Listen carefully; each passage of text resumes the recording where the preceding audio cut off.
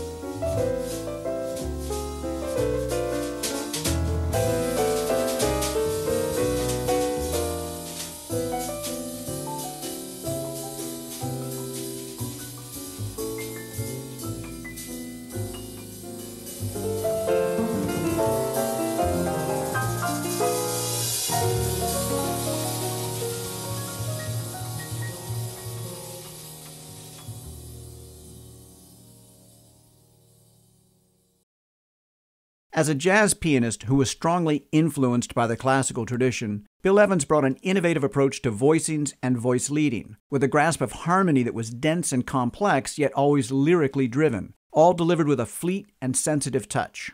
Frank Kimbrough said, "You can hear that this is someone who grew up playing Bach chorales." Bill Evans knew how music really works. Bill was also a prolific composer. He once said that tunes just dropped out of him like laying eggs. Many of the titles of his tunes were dedications to or anagrams of the names of people in his life.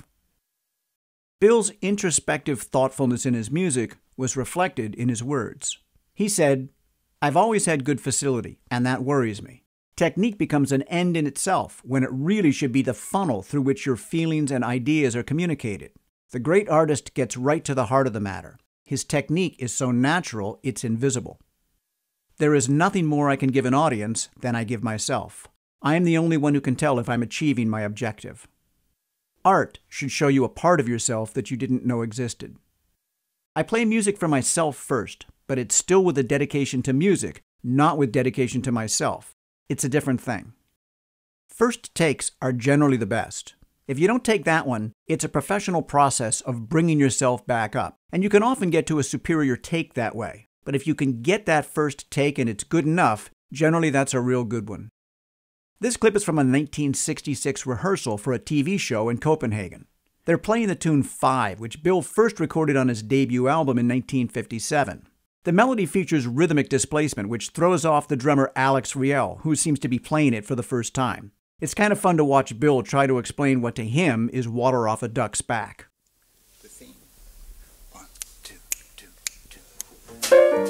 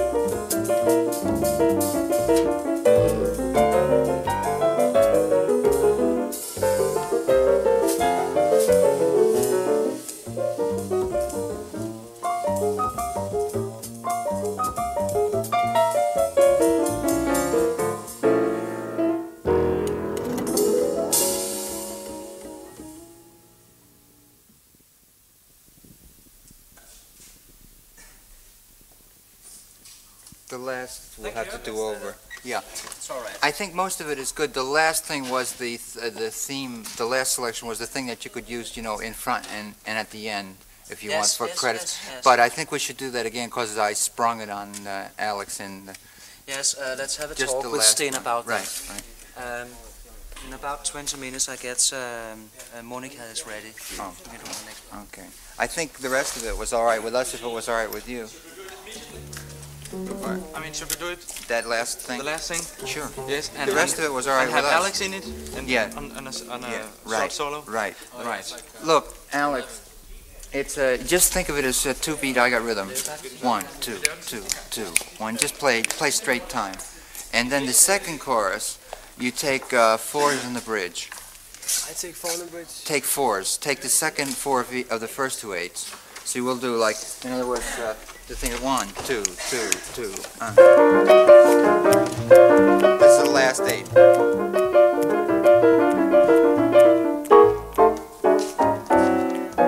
And you got 4. Right. And we do that twice, and then you take the bridge, you know. And you got it. And then keep going right through the bridge. Take 8 more. You know, right. End up the same way. Then we'll take one more course of the melody.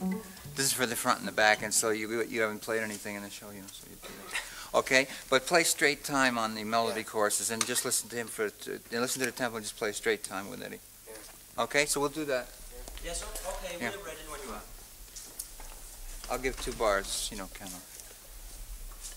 All right, a little brighter than we played it. You know. Okay, 1, 2, 2, 2.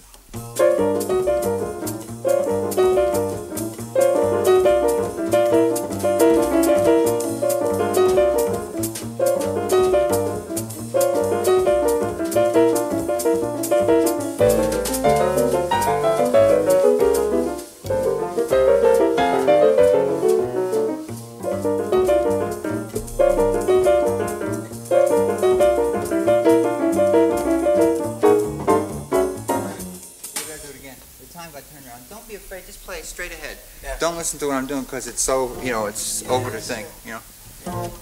Just play a straight okay, once again? Okay. All right. 1, 2, 2,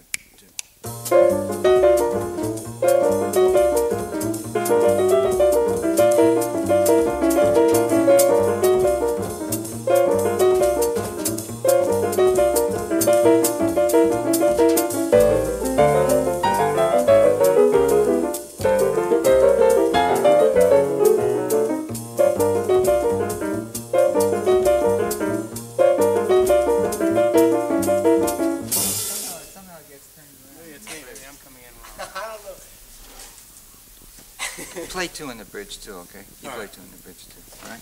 Let's try it again. All right? All right. 1, 2, 2, 2.